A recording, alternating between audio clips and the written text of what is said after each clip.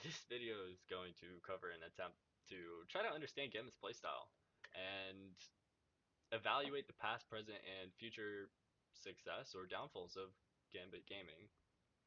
I'll briefly talk about the old lineup of Moscow 5 and move into the main topic of their current state and try to transition into where they might end up in the future or moving forward.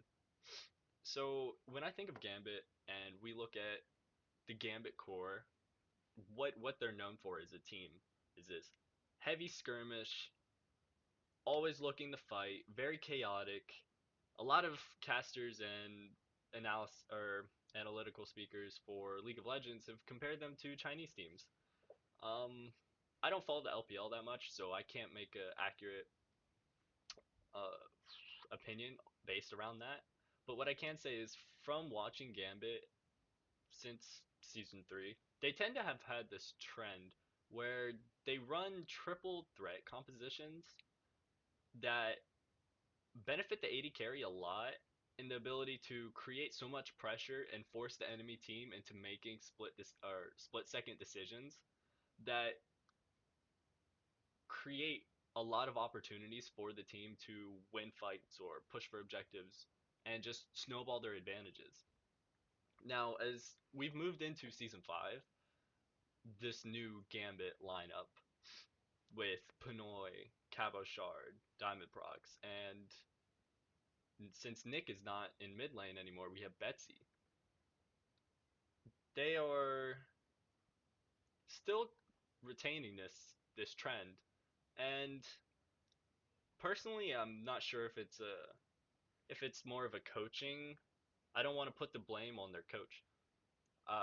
Usually, when coaches look at a team, they're trying to figure out the team's strengths and they're trying to push for what would best suit the people they're working with to create a win.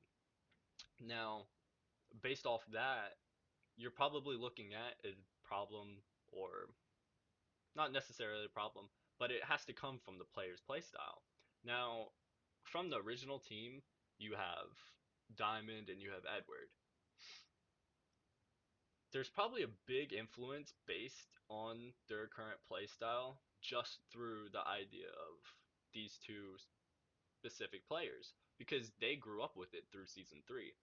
And Diamond Prox is one of the main members on Gambit. He is arguably their star player next to Pinoy, or people tend to think that Pinoy is the star player of Gambit next to Diamond Prox, and I don't want to take any away from him. He's a great player, but I kind of feel like the way Gambit's compositions are run allows him to obtain such a good image, and I'll go into why. As you see here, there's I have Gambit Gaming's website open. On their website, you can actually find a lot of statistics, and they have all the previous matches open for everyone to look at, along with the VODs of the previous games. So we can start. We're gonna start furthest back in time, and we're gonna move forward, progressing to the current day or the more recent matches, so we can kind of watch Gambit's playstyle develop or advance in a slow but beneficial way for the team as it's adjusting to the current meta. So if we pull back to what date is it? February 27th, and look at Gambit Gaming's match versus Rockcat. Rockcat going to the game, banning out at the time Kassadin, Sivir, and Rek'Sai. At this point, I think Gambit is starting to transition. I didn't pull back further into the matches, and I most likely should have. But from what we can take here is we're gonna base it off. Gambit is starting to move into the triple dive composition, and they were actually playing it for a while before this, if I remember correctly. But before the addition of Betsy, they had NIQ or Nick. I'm not sure which way to actually pronounce it, but they had a what I imagined or what I saw from his gameplay, a fairly passive player He played a lot of assassins or a lot of champions that had playmaking potential, but he was never pushing himself, or he never seemed like he was willing to go out of his way to try to make these plays, try to pull off the 1v1s, try to get the catches, try to just become that star or be able to make the plays to get his team to an early advantage. He was always fairly passive, taking the safe route. It's not a bad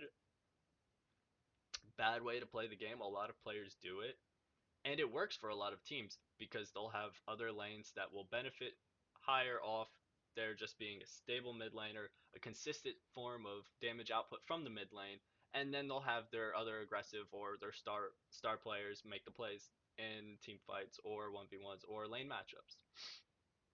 So if we look at it from this perspective, Betsy was a great addition to the Gambit lineup because what he brought to the table is he's a playmaker, he's very aggressive, and he's willing to go for the risky plays. Sometimes it backfires, sometimes it pays off huge dividends for the Gambit, and they manage to get a pre 15-minute lead, 2k gold plus, and they snowball the game to victory. This is something they couldn't accomplish before due to the passive nature of NIQ or Nick, and it's shown in a lot of Gambit's new wins. So what I'm gonna do is I'm gonna pull up a VOD of Gambit vs Roccat, and we're at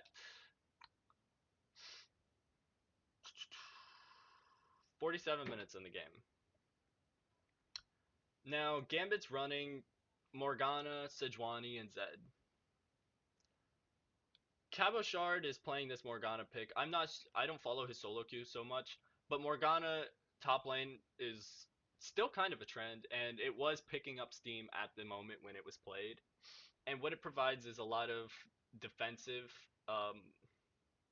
counter engage, or if you manage to get ahead early with a fairly big enough lead later on into the game with his distortion pick, you can flash into the enemy team ulti and Zanya's when he's in a good enough spot. And with the Janna pick as well, you're able to keep a lot of peel for Pinoy. So I'm just going to roll the clip out. And what happens, we're going to play it at 0.5 speed.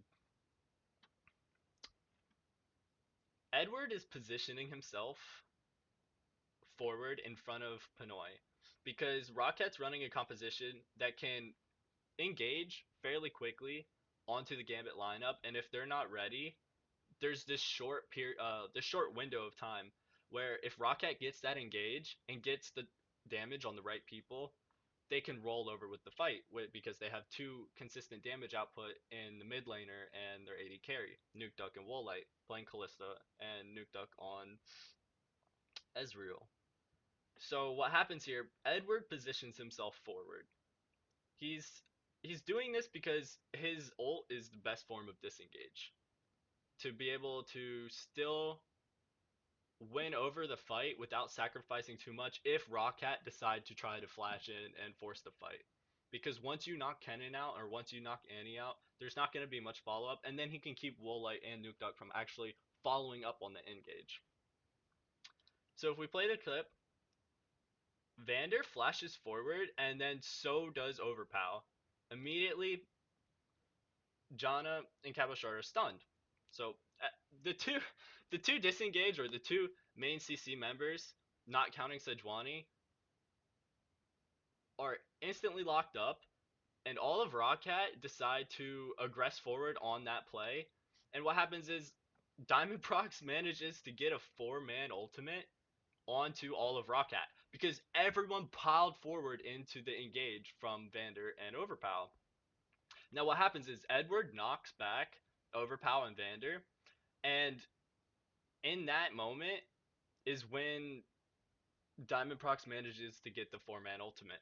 And because of the 4-man ultimate, they now have to worry about Pinoy and Cabochard coming into the team and dealing damage. Pinoy, during this time period, he broke the tower, and Jankos was actually looking to come forward and try to insect Pinoy back into his team. But as this was happening, Diamond Prox got off the ultimate. Now, when Diamond Prox landed this ultimate, he blew instantly. Nuke Duck and Woolite both blew their QSS. This is huge because Gambit is running a Zed, and without the QSS, the Deathmark will destroy whatever carry he decides to jump onto. Now, if we watch the clip, Betsy decides to go on to Woolite. Woolite immediately pulls back Vander out of the Gambit forces to try to protect himself from this Zed coming forward. And Pinoy walks through the Overpower's ultimate and gets chunked to half, but he's still going to be able to follow up with Betsy on what he's about to do. So as Betsy goes in, he should be able to get a free kill on the Woolite, but Woolite times his ulti in par with the time Betsy's coming out of his untargetability. So it CC's Betsy right as he comes out, and he's not able to deal any follow-up damage to place down on top of the death mark. And Pinoy actually gets stunned from the procs on Overpow's ultimate. So the Slicing Maelstrom CC's Pinoy, but due to I don't really want to call it a bug, but the way Tristana's jump works is if you're CC'd before or during the time you start your jump, the CC carries over throughout your distance and it counts on that timer. So during that time you're traveling, the timer for your CC is actually ticking. So what happens is, even though Pinoy gets stunned from the Slicing Maelstrom, he comes out of the stun really quickly because he was stunned during the duration of the jump.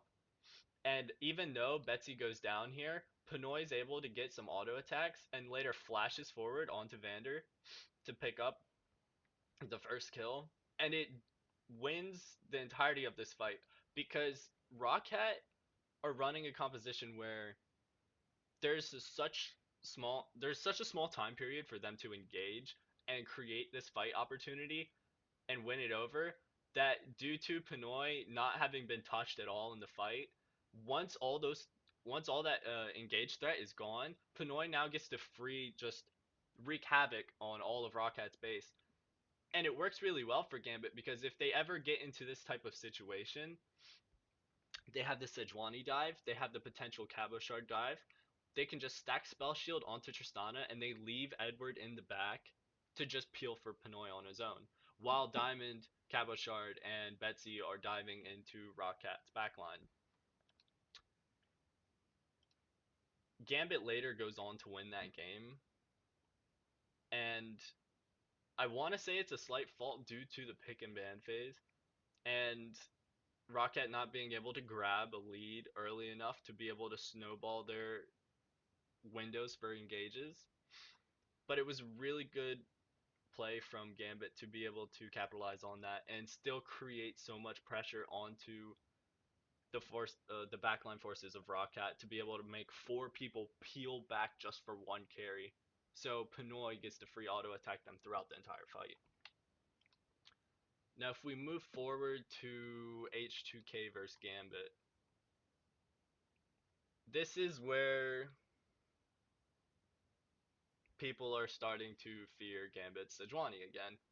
And also the potential for Nidalee jungle. Nidalee, even currently in the meta, is a really strong jungler, and it's something that not a lot of teams will let through. So what H2K is, or what H2K do, they pick up a Maokai, which is good, and not sure if, or you can't base everything around like coaching decisions, but it's through player decision and coaching decision and what they're feeling through the pick and ban phase according to what team they're playing. So just the basic bans, they ban Zed, they ban Sejuani, and they ban Nidalee. They're target bans just to be able to try to keep Gambit off strong power picks.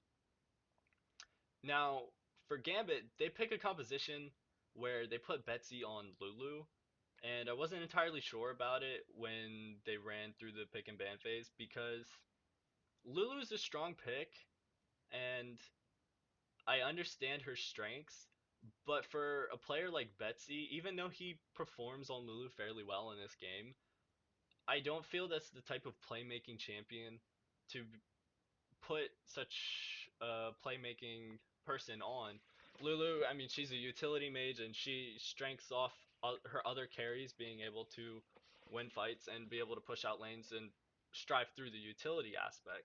Whereas if he's playing something like Zed or Ari, he has this playmaking potential, even LeBlanc, to be able to just assassinate people, create a lot of pressure, and have him as a threat in his own. So as I see Gambit's composition, I see it as a strong counter engage composition to be able to deal with H2K if they happen to dive in. I took a clip from the middle of the game, 23 minutes, and what happens is Edward. This is basically a game of Edward getting caught a lot. And there was a lot of instances where H2K played around with wards and teleports in in the aspect of Edward trying to make plays. A lot of the time it backfired on Gambit, and because of it, H2K ends up winning a lot of fights. So in this clip, Edward flashes forward to try to get the flash flay onto Hjarnan, but Edward messes up the flay, and even though he still goes for the hook, immediately Ryu and Kasing both throw out their CC. The binding missed, but the charm lands, and the hook doesn't land on Hjarnan, but it lands on Lulex. And once disengage happened, I should have seen it as Gambit should have backed off, or they should have reevaluated the fight, let the tower go, and later look for another opportunity. But what happens is Oda Omne engaged on to Thresh and kills him. And Cabochard flashes into H2K and gets a really good 4-man ultimate. So when this happens, Diamond Prox also had laid down the previous Tormented, or oh, I can't remember the name. He lays down the Eve ultimate, and it allowed for Cabochard to come into the fight and land the 4-man ultimate. Now with this happening, even though Edward messed up, now Gambit has an opportunity to get some kills and try to turn the fight and get the resets onto Tristana through the dive aspect of Cabochard and Diamond. But in this particular fight, or this particular composition, Gambit doesn't have that third threat to be able to sit in the front to let Pinoy, or be that extra meat shield so Pinoy can get all these auto attacks. Instead, Lulu has to kind of stay in the back, keep the shields on Tristana, keep Tristana alive, be this really annoying mage that keeps her carries alive. So Diamond and Cabochard go in, and it's really good because H2K get chunked really low. Like Corki gets really low, Maokai gets really low, and Lulex almost dies. Now the problem here, or what's about to happen, is Gambit overcommits. They got this really good counter engage for a mistake that happened where Edward misplayed and he didn't get the play he was going for. Gambit should be happy with this or take the one kill and move on. But what happens is Gambit is so worried about. Okay, so J4 dies, and Gambit is so worried about Maokai getting away on this low health. They blow 2 flashes, I believe. Okay, well, Pinoy jumps forward and gets binded mid jump. So he gets CC'd and then blown up immediately. And then Cabochard and Betsy are both afraid that Oda Omne is gonna get away, and they both flash forward to try to secure the kill. And what happens is it puts themselves in a really bad situation to where now Ryu can turn around and follow up with Kasing and Hjarnan. Or yeah, Hjarman. Oh my gosh, names. And H2K just clean up the fight because Gambit happened to overextend off another play, and they have this really good disengage composition, and I feel like they should have been setting up throughout the entirety of this game. Gambit was setting up a lot of good vision control, but it just came down to if they were just feeling shaky this game, Edward kept getting caught in bad situations where he was either out warding, trying to set up a position to be able to get a pick, and his team wasn't ready to follow up, and H2K capitalized on it every single time. And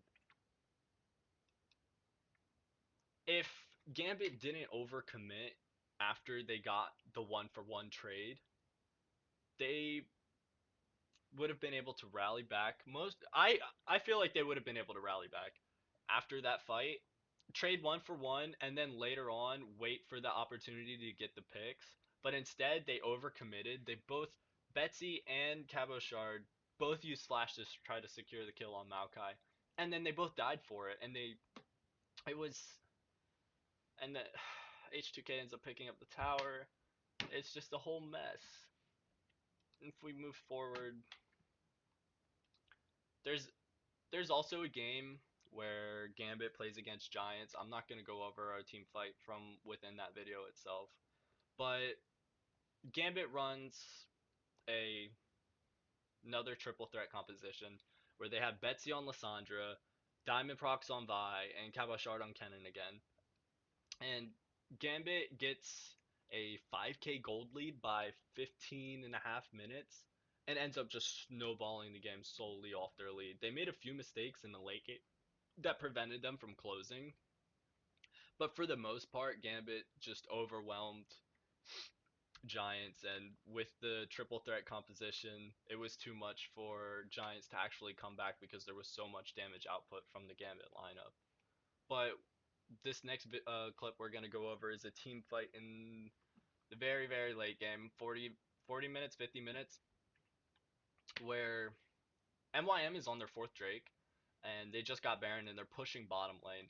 And Gambit sees an opportunity to get a flank onto MYM and and try to create this one team fight because they have Cabochard also coming in with TP around the back, and Diamond's going to initiate into the fight, come through this, try to fear 5 people, 4 people, and then have Cabochard follow up with Betsy and just get the AoE onto as many players as possible. Pinoy pops his ultimate in the back here to get up and catch up with Diamond Procs.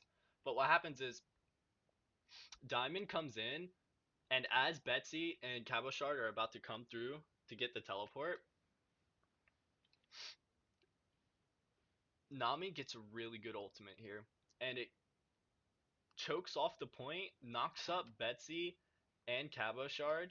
And while this is happening, Pinoy is back here and gets, due to Sivir's short range, he has to be within range of Corey to deal the damage. And Corey just blows him up 100-0. And Diamond gets instantly CC'd by JWoww, and he's not able to follow up on Mr. Rouse. And that's the main target. And Mr. Rouse with the Kog'Maw pick into this type of composition, I was not expecting that at all. And he positioned himself extremely, extremely well in all of these team fights to where even though Gambit had this triple threat composition with the Sivir speed boost, with the Lulu speed boost, they could never just solo out Mr. Rouse and just kill him except one time in mid. And even then MYM came through and cleaned up the fight. So JWoww does a really good job with CCing Diamond, so Mr. Rouse can free auto him the entire time. And this game, Gambit or Diamond Procs went a really, really paper build. He went for the Triforce, and he completed his jungle item really late because he even picked up a Spectre's Cowl before actually getting the Warrior enchant. And this put him at a really vulnerable position because if he didn't get onto the carries and he got locked up, he was going to die instantly. Now, Edward tries to save Diamond with the ultimate, but it doesn't work. And Pinoy is already dead because Corey just blew him up. Edward dies off the back here, and Mr. Rouse picks up the kill. But what happened in this choke?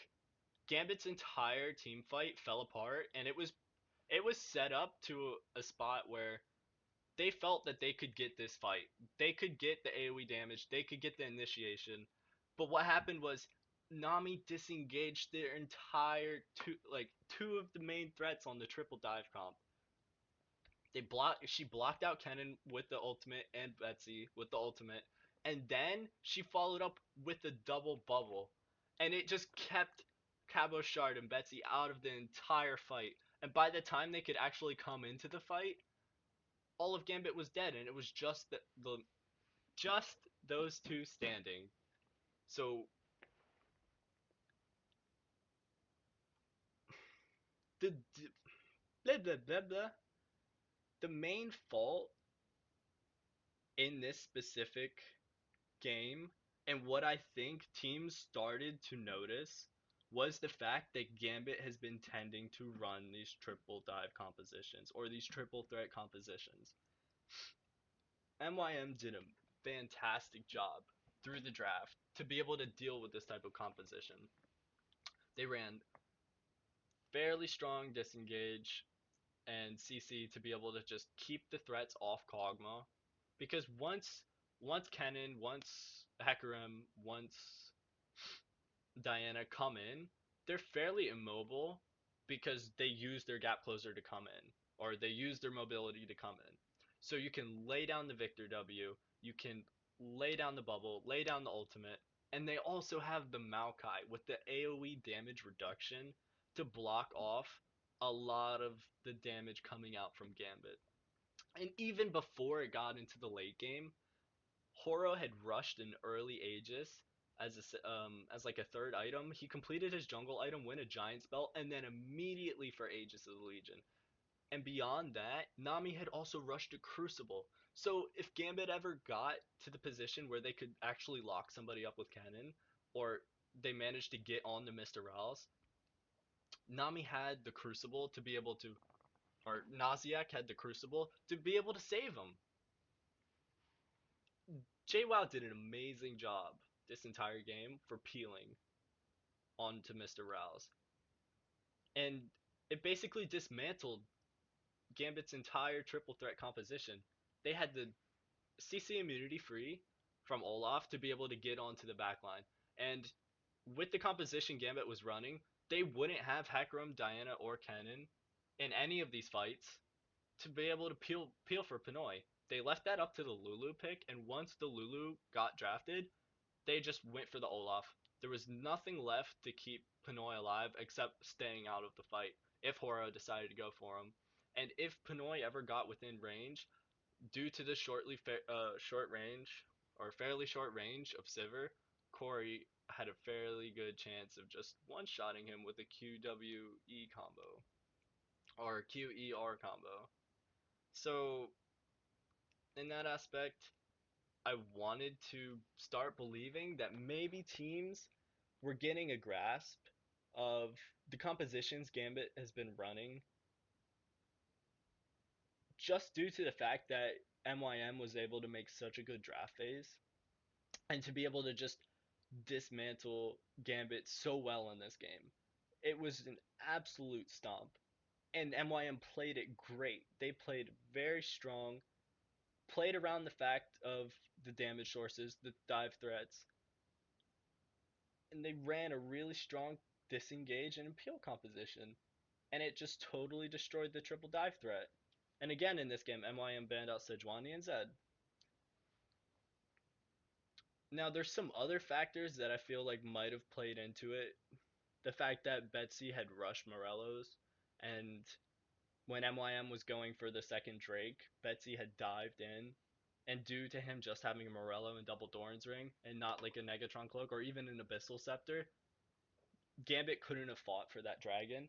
But if Betsy had rushed the Abyssal Scepter, it would have power spiked Kennen and Diana, and before Olaf and Maokai got too tanky. So it would allow them to be able to CC lock and potentially win over the fight and get themselves back into the game before it got too bad. But what happened was Betsy ended up getting popped fairly quickly, and the game started to snowball off that second Drake. One side note to all of this is that Gambit, or in short terms, as I see Gambit, they've always run these types of triple threat compositions. A lot of teams do these triple threat compositions, but a lot also have dual tanks, protect the AD carry. There's a lot of different ways to play the game, and I feel like throughout Gambit's history, they've always run these triple dive comps or these triple threat compositions. Even back on Moscow 5, where you had Darien on some ridiculously tanky, obnoxious CC champ. They just put Diamond Procs on whatever he felt like playing, like a Lee Sin maybe that game, and then Alex Ish on his signature champ, one of the best Kha'Zixes in the world, hands down. And with these threats, it just created so much pressure for teams that you're forced into making these decisions where it's you have three players diving into your backline. Are you going to either counter dive or peel? If you decide to peel, now you're having their backline free auto attack. If you decide to dive, now you're leaving it up to are you able to kill their backline quick enough? And that's assuming everyone's in a very well positioned space where things aren't chaotic. But Gambit won't let that happen because Gambit forces these skirmishes all across the map, in the jungle, in chokeholds, wherever they can, when they have their cooldowns up, and they just pressure, and force you into making these split decisions with the compositions, and that's why they get themselves so many wins. But I just think MYM did a great job of shutting down the composition in itself. And if that's going to play out more, Gambit might be seeing a lot of future losses. But with the recent game between Elements and Gambit actually pulled out a dual AD carry composition where they put Betsy on Ezreal. Now, I didn't agree too much with the Kassadin pick from Froggen, but that's something totally different for another video.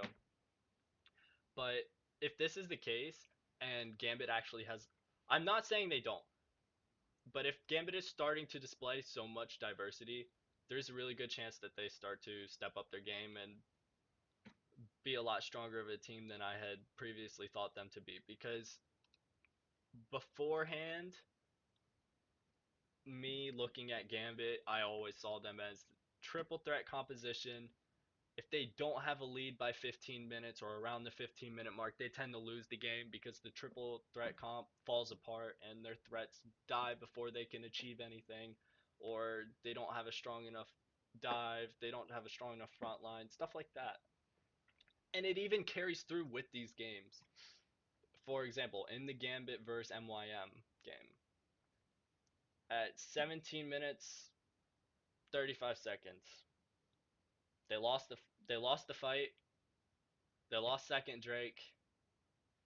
H2K had the gold lead by about 2K. Gambit go on to lose that game.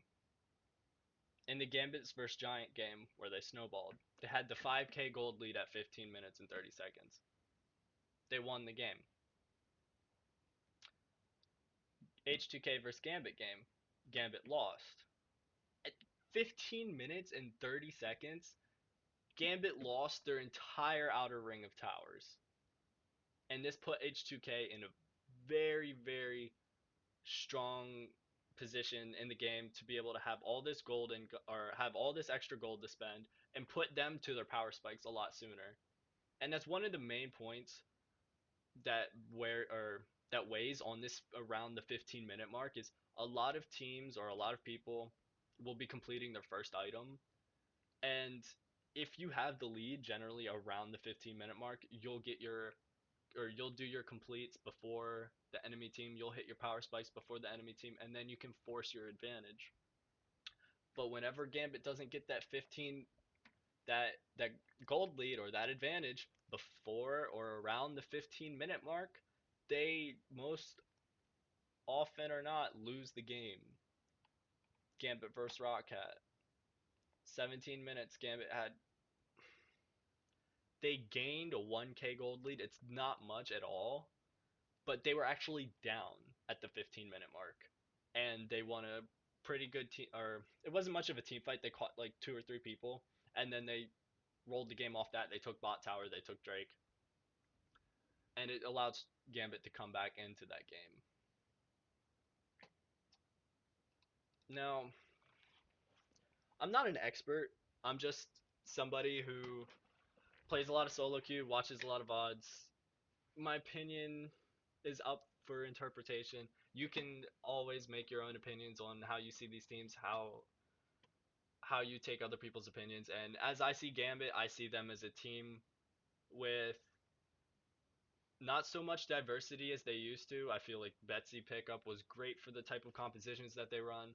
They're this very aggressive team, high skirmish, high fight, triple threat, force the enemy team into creating all these split second decisions. But if they continue on this streak where they start to display some diversity in their team compositions, then I'll have to readjust my opinion on them. But as it stands now, I feel like the core team or the core basis of their entire compositions or all their compositions and all the way they fight their fights is through this triple threat and forcing the team into making uncomfortable decisions in the mid game, and around the 10 to 12 minute mark is when they try to push their pressure.